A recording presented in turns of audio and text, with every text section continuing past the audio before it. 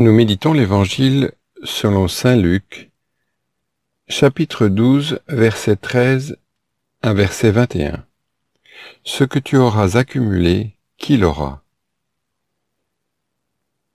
En ce temps-là, du milieu de la foule, quelqu'un demanda à Jésus, « Maître, dis à mon frère de partager avec moi notre héritage. » Jésus lui répondit, « Homme, qui donc m'a établi pour être votre juge ou l'arbitre de vos partages ?»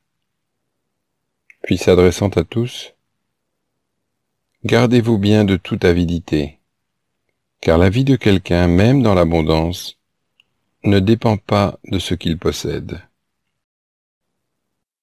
Et il leur dit cette parabole. Il y avait un homme riche, dont le domaine avait bien rapporté. Il se demandait, « Que vais-je faire, car je n'ai pas de place pour mettre ma récolte. » Puis il se dit, « Voici ce que je vais faire. Je vais démolir mes greniers. J'en construirai de plus grands, et j'y mettrai tout mon blé et tous mes biens. Alors, je me dirai à moi-même, te voilà donc avec de nombreux biens à ta disposition pour de nombreuses années. Repose-toi, mange, bois, jouis de l'existence. » Mais Dieu lui dit, « Tu es fou. Cette nuit même, on va te redemander ta vie. Et ce que tu auras accumulé, qui l'aura? Voilà ce qui arrive à celui qui amasse pour lui-même, au lieu d'être riche en vue de Dieu. » Prière.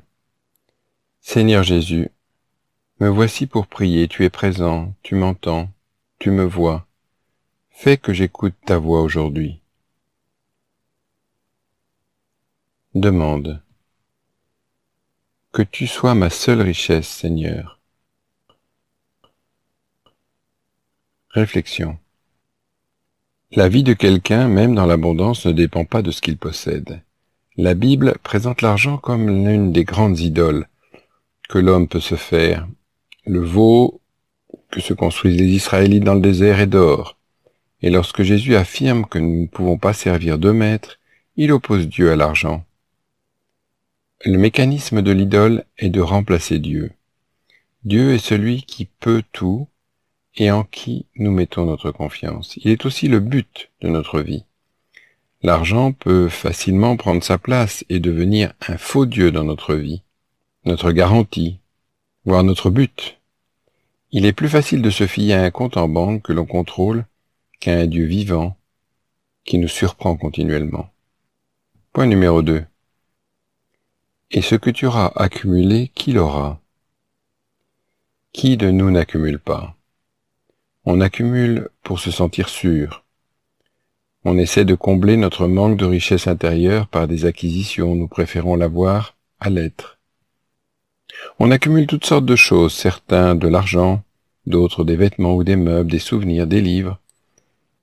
Parfois, nous accumulons des choses moins encombrantes, mais pas moins envahissantes, des connaissances, des relations, des likes sur les réseaux sociaux, des conquêtes, des expériences. En mettant un nom sur ce que je tends à accumuler, je dévoile l'idole qui gouverne mon cœur.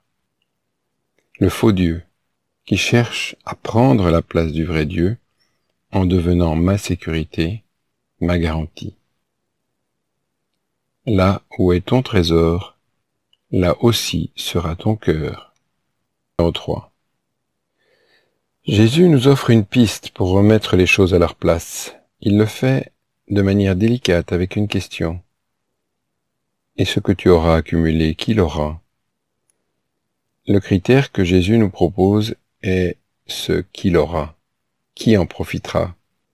Les biens que tu possèdes et gères, ces connaissances ou ces amitiés que tu cultives, qui en bénéficie? Le christianisme n'est pas une religion qui méprise les biens, au contraire, tout est créature qui vient de Dieu, tout est don gratuit offert par notre Père du ciel. Mais les créatures sont à leur place lorsqu'elles nous permettent d'aimer. C'est le sens de ce que l'Église appelle la destination universelle des biens. Les biens que nous possédons, spirituels ou matériels, ne sont à leur place que s'ils sont au service des autres.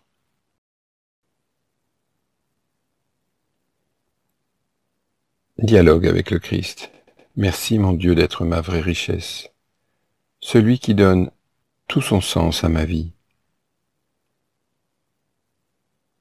Résolution.